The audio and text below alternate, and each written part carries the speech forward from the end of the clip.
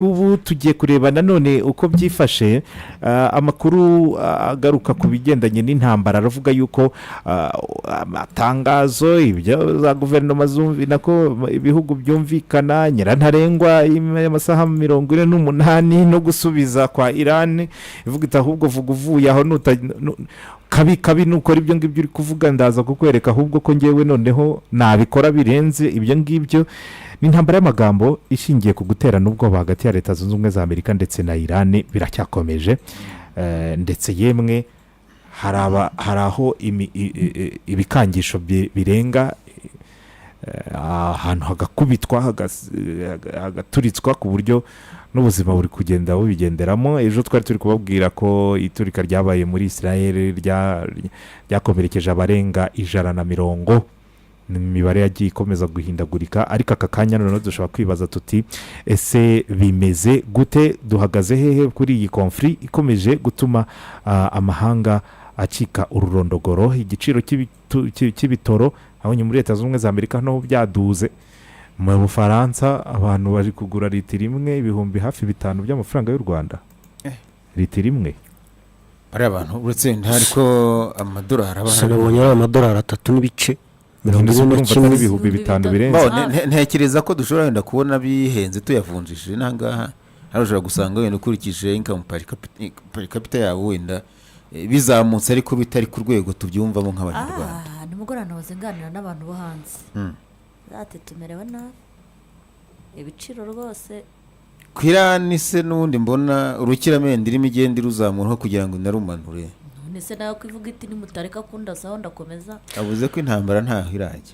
Reka tubaze rero Derek, intumwa yacu mu burasirazuba bwo hagati. Ejo twavuye hano ari 58 niba atari na 5 bwagiye kwira ari 74 bukeye ari 79. Ubwo ndavuga wave operation nimwe yitwa True Promise 4 ariko wave inshuro barashe ingunga y'iraswa ry'ibisasu zigeze kuri 79 ubu ngubu. Igihugu cya Iran nimugoroba ijoro ryose ubwo muri make Tel Aviv rwagati umurwa warimo kugoma misile nkaho nta rutangira, ndetse bavuga yuko bahinduye. Hari ikinyamakuru cyitwa Fox, uretse turebe ikinyamakuru cyitwa Fox cyagaragaje ishusho kuko gifite umunyamakuru Tel Aviv, cyagaragaje ishusho ya misile irimo kugenda ikora cruise imeze ikora nkuko inzira y'inzoka imera. Noneho bakavuga bati ubwoko bwa misile zitangiye gukoreshwa birasa naho Iran ibyo yavuze ngo abantu babyuka ko Iran yavuze ko ifite generations 6. Ndetse bagitangira wa mugabo witwa Jabari badawe yarapfuye, General Jabari ntaga kigaragara yajyanye n'abandi bagiye mu minsi ishize. Yavugaga yuko intambara igitangira mu minsi ya mbere ku itariki 28 ya mbere n'iya kabiri yabwiye Trump ati turacyakoresha old stock izakera ntabwo turajya mu bishya ati kandi dufite generations 6. Ubu rero izo misile zatangiye kuboneka zirimo gukoreshwa, wabonaga bisa naho koko Iran aho kugira ngo icishe bugufi igendere ku byo perezida wa Amerika yari yayibwiye ababwira ati nimuta fungura umuhora Hormuz turaza kuza tubarase turasa ku bikorwa remezo by'ingufu byanyu byose. Ariko ibyo ngibyo ntabwo ari byo byamuteye ubwoba, nako byateye ubwoba Iran. Ahubwo Iran icyo yakoze yakuye misile z'ubundi bwoko. Hari undi mugabo wo mu Burusiya wavuze ngo of course Iran ifite misile Leta Zunze Ubumwe za Amerika itazi, Leta Zunze Ubumwe za Amerika idafite. Kandi buriya igihugu urugero nka Iran iyo cyicaye kigatekereza ku mutekano wacyo mu myaka 47 kigasanga isaha gishobora kuzasenyuka, kiga uburyo kikavuga kiti niki twazakora kugira ngo igihe bazaba baduteye bazadusanga twiteguye ku rwego rwaho twakwirwanaho nibura mu gihe runaka. Ubu ngubu izi misile barimo gukoresha buretse duhere kuri akangaka didizana akangaka ko mu Burusiya bari ko duheraho hanyuma tujye kuri Fox. Mu Burusiya uyu mujenerali wo mu gihugu cy'u Burusiya yavugaga ati nyine ni ministri w'ingabo mu Burusiya haryo mwitande Borisov yavugaga ngo yes what we are saying is true. Iran possesses an offensive missile system that the United States doesn't have. There are highly advanced missiles that have not yet been used. Iran has a stockpile of missiles capable of destroying the entire Middle East, not just Israel. Bivuze ngo yego nibyo igihugu cya Iran gifite misile zo offensive zo kwataka nyinshi ndetse na Leta Zunze Ubumwe za Amerika idafite. Izi misile zigezweho ku rwego rw'uko hari izo nyinshi bafite zigezweho batarakoresha. Iran ifite ububiko bwa misile zifite ubushobozi bwo kwangiza uburasirazuba bwo hagati bwose, ntabwo ari Israel gusa. Noneho Uburusiya bukomeza bubwira Amerika, but we call on the United States and Israel to immediately stop the war and declare the failure of military operation against Iran. Otherwise, losses and damage will be a surprise. That's all. Ati rero turahamagara Leta Zunze Ubumwe za Amerika n'igihugu cya Israel kuvuga yuko ino operasiyo yanze, itagenze uko babishakaga. Hanyuma nibatabigenza batyo, ibihombo by'ibyo barimo guhombera muri intambara n'ibyangirika bizakomeza kuba surprise. Iriya misile twavugaga ejo bundi ya ejo yakoreshejwe ku cyumweru nijoro, Klamatashahil yabaye surprise ku buryo babonye ko Benjamin Netanyahu ejo yasuye aho bari barashe Dimona. Hamwe hari hasigaye ifoto ye gusa. Yarahasuye hageze avuga yuko Iran irimo gukoresha misile mass murder weapons. Sinzi uko nabivuga mu Kinyarwanda. Ni intwaro zicira hamwe cyangwa zica abantu benshi icyarimwe. Ati kandi bakarasa mu basivili. Ati nk'ubu ahantu barashe, yavuze afite agahinda kenshi cyane, yavuga ukuntu ahantu barashe ari mu basivile nta kintu kimwe cyatumaga baharasa. Ariko wanareba n'ubundi wareba uburyo operasiyo zirimo gukorwa nk'ejo, misile zari zirimo kugwa mu muhanda, twagiye tubonejeho gatoya. An explanation of why Iran is the enemy of civilization and the enemy and the danger to the entire world. You got it in the last 48 hours. In the last 48 hours.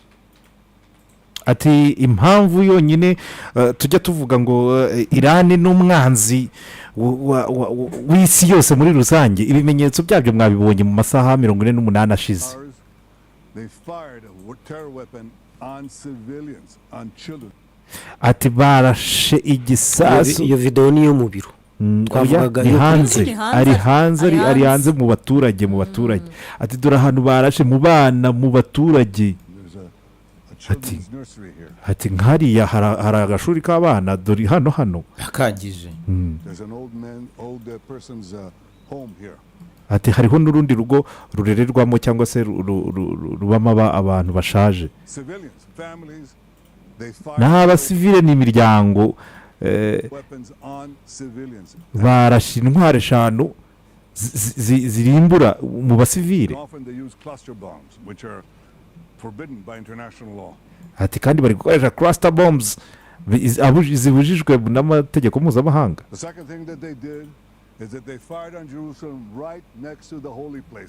Ati ikindi kintu kibi bakoze nuko barashe i Yerusalemu neza hafi ya hari ubutaka butagatifu cyangwa se za ngoro zisengerwamo, nukuvuga ngo holy places ruva ni nyinshi, na musigiti, kiliziya gatolika n'ibyabo by'abayahudi. They sent ballistic missiles that could have destroyed the Church of the Holy Sepulchre, the Al-Aqsa Mosque. Urumva ati barashe misile ballistique yashoboraga gusenya the Holy Church of Sepulchre, ubwo niyo y'abagatolika, Al-Aqsa wa mu sigiti w'abayisilamu, and the Western Wall. Ndetse byari no gusenya Western Wall, ni rwa rukuta rw'amaganya. The three holiest sites to the three monotheistic religions, they don't care. They're fine. Ati na hantu habitse amateka nyine y'ahantu hatagatifu ku madini akomeye atatu, ariko bo ntago babyitayeho no kurasa gusa. The third thing they did is they fired an intercontinental ballistic missiles 4,000 kilometers right into Diego Garcia, the American British base.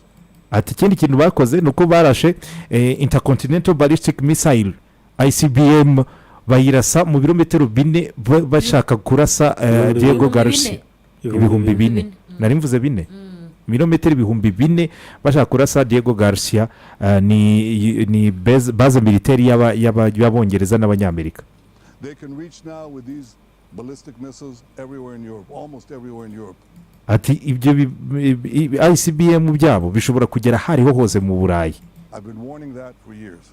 Ati ibyo bintu narabibabwiye nabibahayemo gasopo mu myaka ishize ntago mwanyumvise. The fourth thing that they did, icyakane rero bakoze shut down the important maritime strait of Hormuz, trying to blackmail the world with oil terror blackmail. Ati nuko bafunze ubunigo bwa Hormuz bashaka gusa naho bupfukamisha isi yose bayikangisha ko amavuta ari buze kubura cyangwa se igitoro. Kuri petrol. Four things that they're doing in 48 hours. And I ask the leaders of the world, the leaders of the free world, the leaders of the moderate states, what more are you waiting for? Ati ni ibintu byo bine bikomeye cyane bamaze gukora mu masaha 48 ashize. None ndi kubaza abayobozi bakomeye ku isi yose mutegereje iki? President Trump has correctly said that Israel, the United States and Israel in this great partnership, we're fighting the battle not only for ourselves but for all of you. Ati ibintu Donald Trump yarabivuze neza ko nge nawe cyangwa se Israel na leta z'ubumwe za Amerika turi kurwana mu ntambara mu bufatanye butigeze buba ariko ntabwo turi kuyirwanirira twebwe ubwacu ahubwo turi kurwanira mwebwe mwese. Ariko ngiye mbabaza ikibazo kimwe cyoroshye muri he? President Trump's call, his leadership and his vision, not merely for our sake but for your sake. Ati rero ni igihe kirageze kugira ngo mwumve umuhamagaro ijwi rya Trump ribahamagara mu byumve ko atari twebwe turi kubyikorera ahubwo ni ku bwanyu mu byikorere. Ubwo ntari gukoresha ntuzaze kugira ngo yarari kuri tele aho barashe Dimona yahasuye ari uyu nguyu muri ibumoso ni minisitiri w'ububanyi n'amahanga Gideon Sal. Uyu mugabo wundi ari mu gisirikare ariko akaba no muri polisi nako ari mu itangazamakuru akaba no muri polisi abo bari n'abapolisi n'abaturage. Naho aho ari kumwe n'itangazamakuru mpuzamahanga n'iry'iwabo kuko Fox yari ihari. Ibyo avuga aravuga kuri message agaragariza abaturage bo muri Israel batejwe ibyago n'ibyo Iran ikora, abaturage bo mu karere ka Gulf bateje ibyago n'ibyo Iran ikora ndetse n'abari kure cyane kuko ziriya misile zijya mu 4,000 dufite ibihugu nka Djibouti mu Rwanda muri Afrika nka Eritrea nka Tunisia Libya ibyo bihugu bishobora kugerwamo n'iyo misile. Akavuga ati rero Iran ntabwo ari ikibazo kuri Israel ntabwo ari ikibazo cyo cy'uburasirazuba bwo hagati gusa ni ikibazo cy'isi kuko nitujya muri Aziya yo mu burasirazuba bwa Iran ubwo za Turkmenistan hariya hose ashobora kuharasa Afghanistan Pakistan hariya hose iyo misiri ishobora kuhagera. So akavuga ati mutegereje iki mwaje mukanyiyungaho mashaka wanza kutwica kugira ngo muhaguruke. Ese deri ntabwo aya magambo nagashaka kugaragaza faiblesse ya Israel na Amerika muri iyi ntambara. Minisitiri w'ububanyi n'amahanga wa Iran Abbas Araghchi yavuze ati ariko subundi igisirikare gikomeye ku isi cyambere gisaba gutubufasha. Bombi ubu Trump yabanje gusaba ubufasha avuga ati mwaje mukamfasha tugafungura Hormuz koko banga kuza. None Benjamin Netanyahu nawe ati ntimuzi. Bivuze ngo igisirikare cya Israel mu kirere ni cyambere ku isi. Igisirikare cya Leta Zunze Ubumwe za Amerika cyo ni cyambere ku isi muri byose. Utoranyije ibyo bisirikare byombi none buzemo intsinzi yo gutsinda Iran. Uri muratatabaza utangiye gutabaza. Hari icyo nahoze mbona umunyamabanga mukuru wa Nato yongeye gusa n'ushimangira ko OTAN igomba kugenda bigura intege mu ntambara uko yavuze ngo ntabwo twakwemeza neza iby'Israel yavuze ko Iran ngo ifite ibisasu bya Misiri bishobora kurasa Uburayi bwose imijyi myinshi y'Uburayi agendeye hari abarashe kuntuza kuri Garcia. Ati reka tubanze dushaka amakuru neza tumenye ko byifashe noneho nidusanga ari byo ubwo bushobozi bufite turahita twemera ko intambara Donald Trump yatangije kuri Iran yaba ifite ishingiro. None umuntu akibaza deri mu gihe babona nyine ko Iran ifite ubwo bushobozi bwo kurasa imijyi mikuru mu Burayi nk'uko Nato ivuga ko igiye kwasesinga bagahita babona ko ya ntambara ya Trump kuri Iran ifite ishingiro OTAN irahita yitaba intabaza ya Netanyahu ndetse na Trump.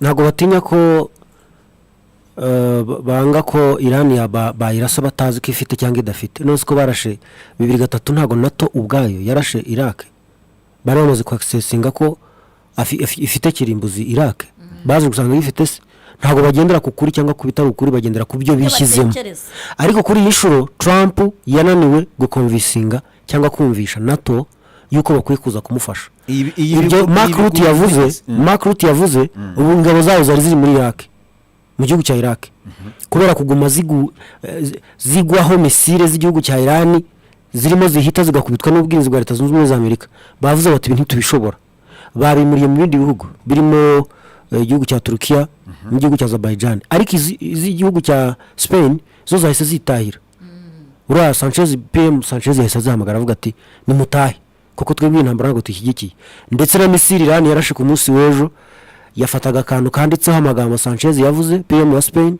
avuga ati this war is not only legal but also inhuman.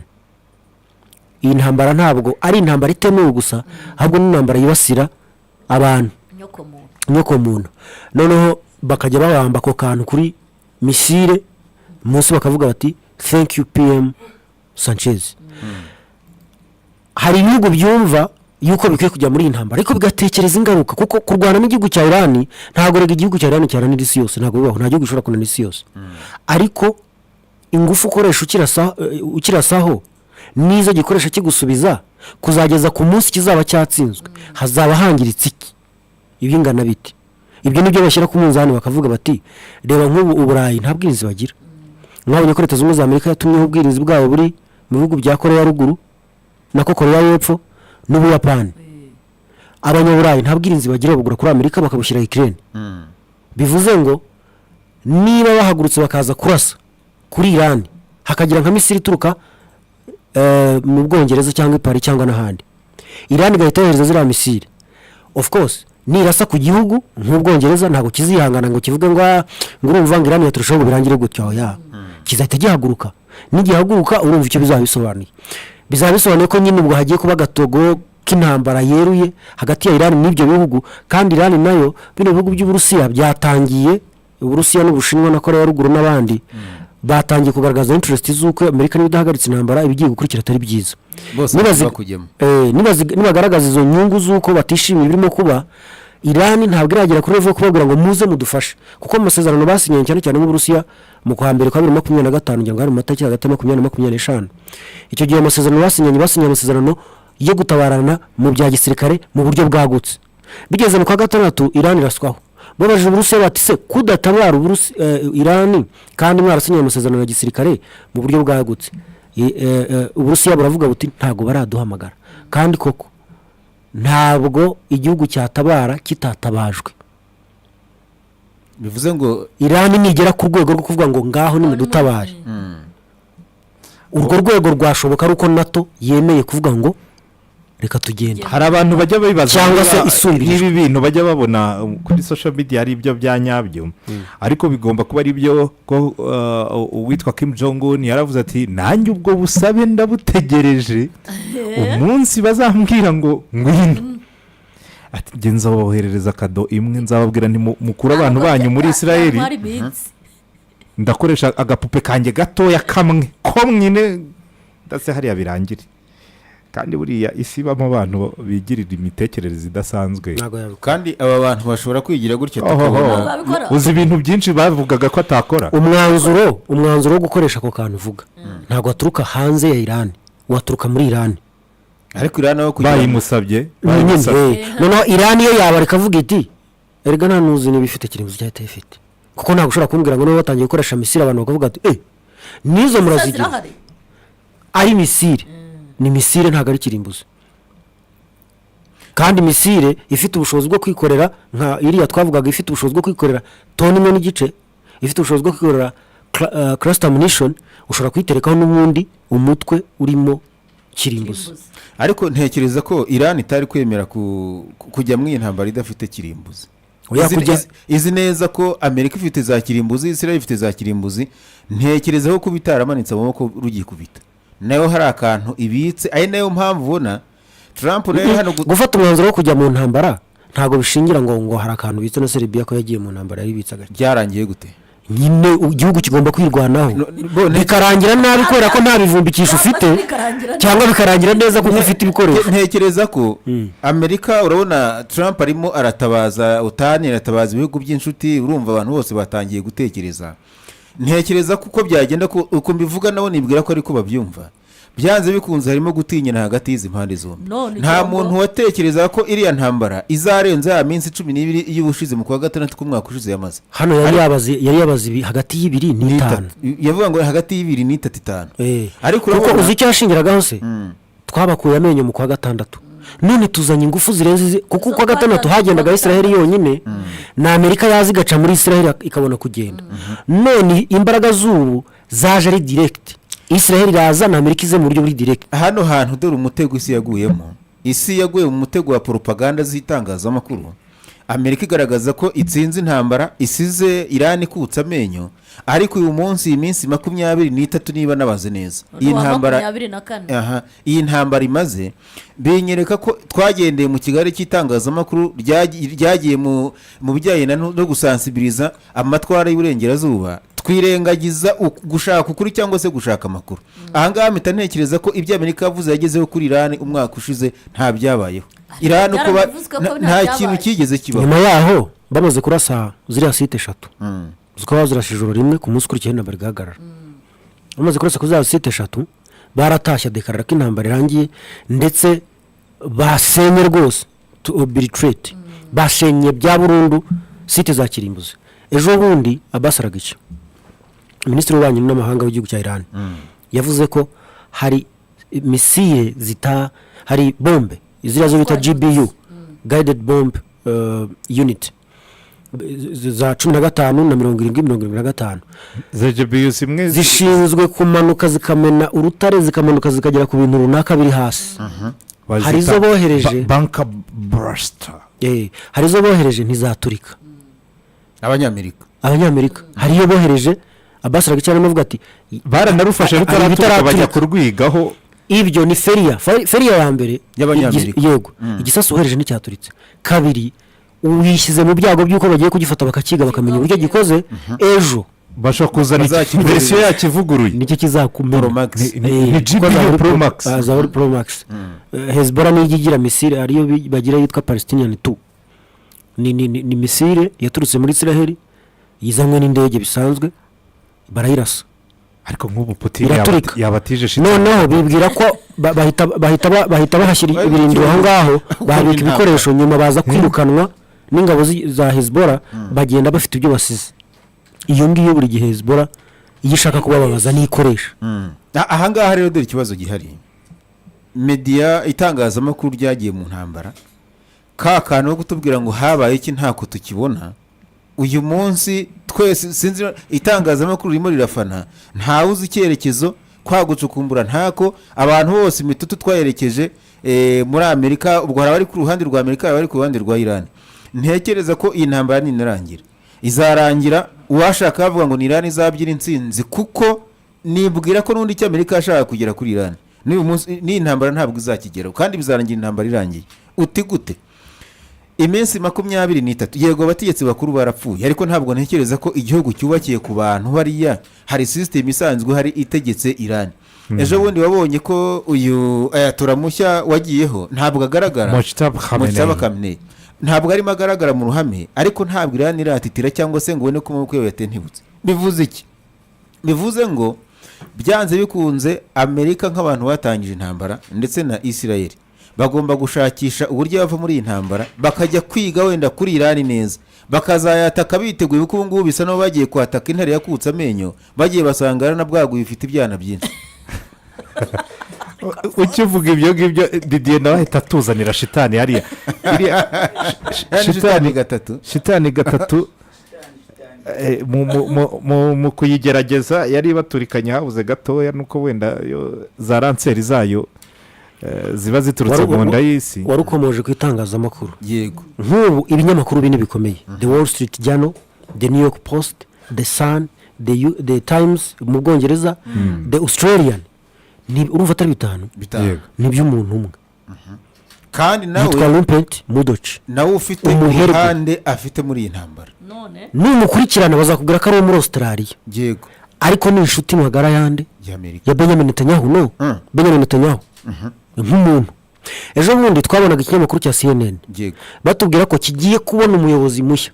uwo muyobozi ni umuhungu w'umugabo w'inshuti magara ya Benjamin Netanyahu. none uragira ngo we expecting iki muri abo bantu n'ibyo bazandika mu itangazamakuru byabo kuko nibyo dusoma. no kuyungurura ibizatojya the New York Post, the Sun, the Times, the Australian Times na CNN byose niba birimo kuba nyirabyo ari umwe nicyo utekereza ko bizasohora. ntekereza bizatubwira ibyo nyine ibyo wavugaga. noneho uteranyaho social media, Facebook, Mark Zuckerberg ni wabo umunyamerika yego Elon Musk ni wabo. Amerika ninde uri bugufashe kumenya ibyanyabyo Grok ni yabo ku buryo na Grok ubwayo bayibaza ikabanza ikavuga mu akanya gato cyane banze ntekereze mbaze boss. ntabwo ari ugutekereza no kubanza kujya kubaza boss babwire ngo iki abatoje tubabwire ngo iki. umujyo w'itangazamakuru kuva 2007 nta tangazamakuru rihari rishobora kuvuga nabi politike ya Amerika cyangwa se ya Israel mu mujyo batabishakamo. ni nayo mpamvu kuko biza ubwenge baramenya itangazamakuru ko ari inkota bavuga ati inkota reka either dufate yari hari tuyikoreshe cyangwa tureme izacu baremye izabo. rero niyo mpamvu gihari muri iyo ntambara uzasanga nyine ibyo bitangazamakuru bitugezaho. dayeri ejo bundi nabonaga wagira ngo bagiye gushyiraho noneho uburyo bwo guhana abatajya mu mujyoni nk'ibyo Felix Tshisekedi ejo bundi yakoreye abanyamakuru bo muri Congo avuga ngo umuntu uzajya uvuga neza M23 ngo avuge ngo M23 yafasha aha ngo yafasha aha ubu ngo subizwa hariho n'abagiye bahunga hari ababigendeyemo hari abagiye bahunga ba Staris bo bari hari n'uducano twahiye hari n'uducano bagiye bafunga bagira gute. ibyo rero nibyo bikwereka yuko iyo amplification de l'information izatugeza ahantu. nk'ejo bundi nabonye abongereza ubu ngubu ntibameranye neza na Keir Starmer yabeshyaga yuko ngo atari muri iyi ntambara. umunyamakuru aragenda yurira igipanga kamera ibibunda n'ibikoresho utabara boherezaga mu burasirazuba bwo hagati bakameye ahantu hatatu. bakameye gari ya moshi itwaye ibikoresho bakamera hariya kuri cya kibuga kuri cya kirwa cya Diego Garcia. indege zirimo gupakira ibikoresho z'Ubwongereza zivuye bagira ibibuga by'indege byabo bakunda kubyita RAF, Royal Air Force. bakameye gari ya moshi zirimo ziratwara ibikoresho, indege zirimo ziratwara ibikoresho, ubwato mu mato hari amato ejo bohereje nuclear submarine, ubwato bufite ubushobozi bwo kurasa kirimbuzi, misile nyine yatwara kirimbuzi bivuye munsi y'amazi munsi y'inyanja bivuye mu mazi hasi. byose bikorwa n'Ubwongereza. warangiza ukabwira abaturage ngo ntabwo ndi mu ntambara. icyo bakora babyandika mu itangazamakuru. iyo usomye The Wall Street Journal ugasoma ibinyamakuru bindi uravuga uti banditse Financial Times yanditse gutya, baba babeshya baravuga bijyanye n'uko bashaka ko byumvikana bitandukanye n'ibyanyabyo no kuri guhari.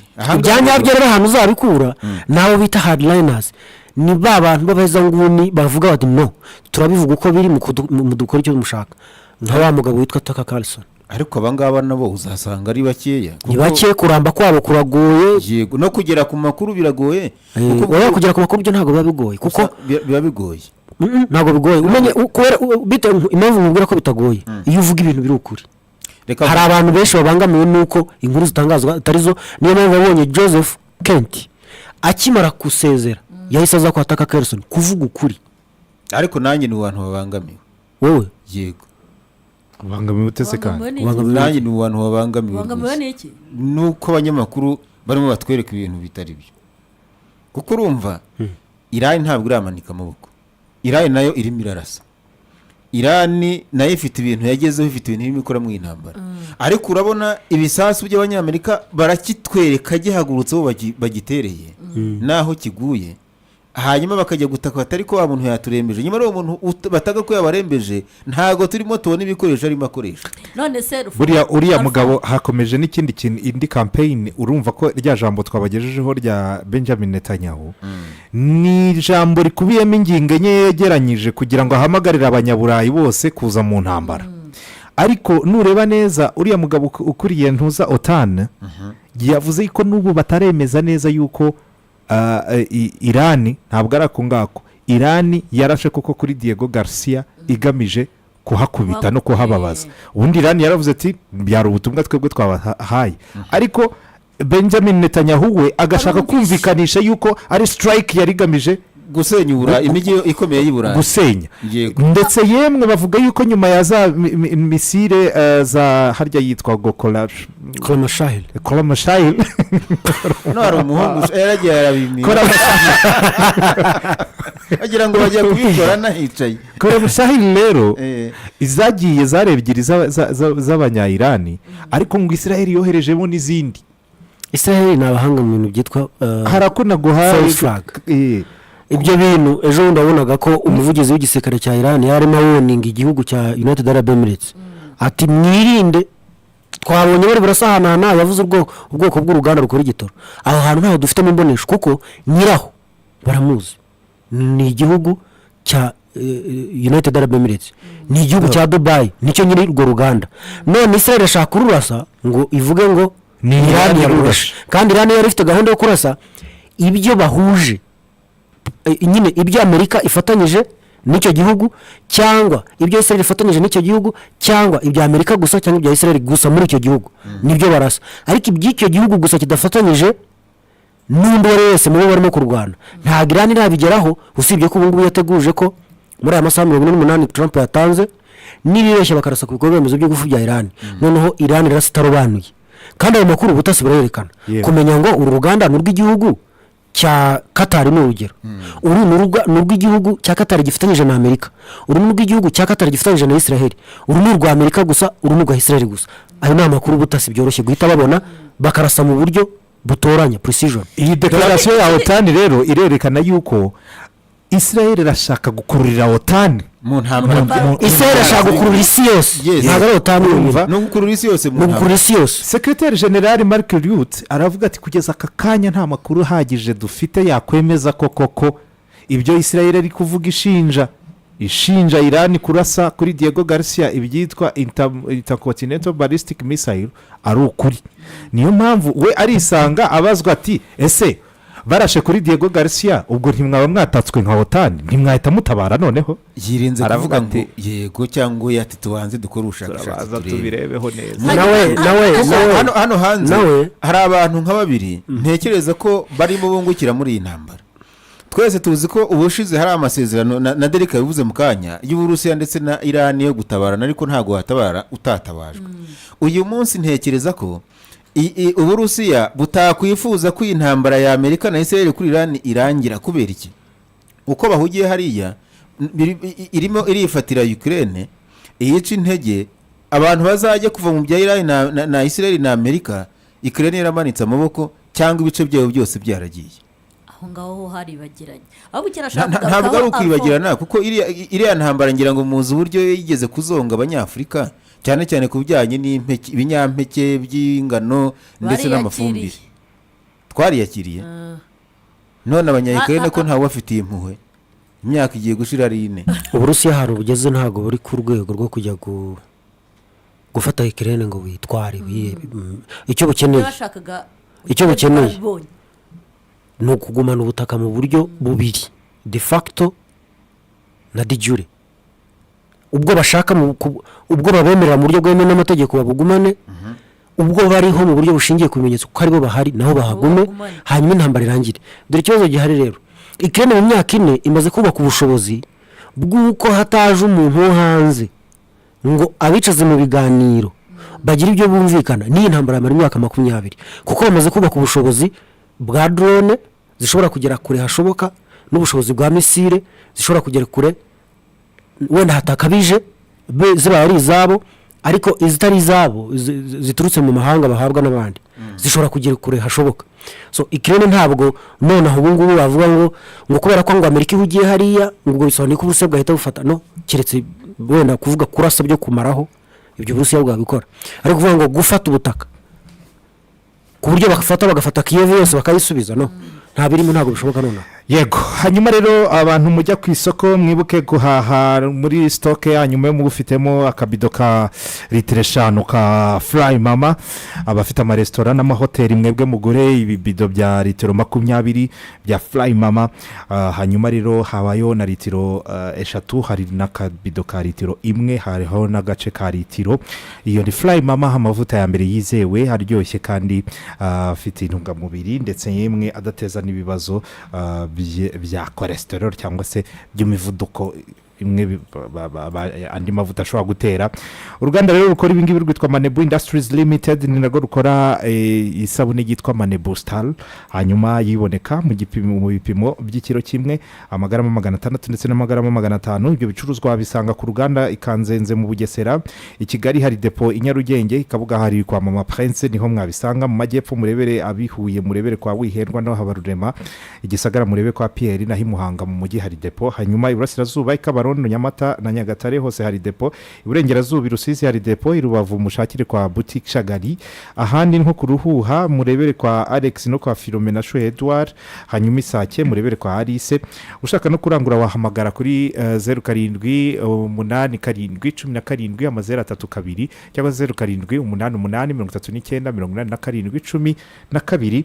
Twitwa Manebu Industries Limited. Hanyuma nkwibutse yuko nyine turi kumwe na Plascon Paints. Hanyuma Plascon Paints nayo ikubwira ngo siga inzu yawe, yaba uri kuyivugurura yaba ari nshyashya, hose ukoreshe amarangi ya Plascon Paints. Wabahamagara kuri 07961368 hanyuma bakakugezaho ubwoko butandukanye bw'amarangi, amwe muyizewe ku isi yose mu burambe, yemwe baguhana garanti kugira ngo wizere neza yuko aba bantu ibyo bakora barabizi. Reka tuze gukorana na Airtel uyu munsi twikokinga mu kanda kanyenyeri 255 urwego, hanyuma twikomereze iyi minota. Mbahaye uburenganzira bwo gukora icyitwa imvange.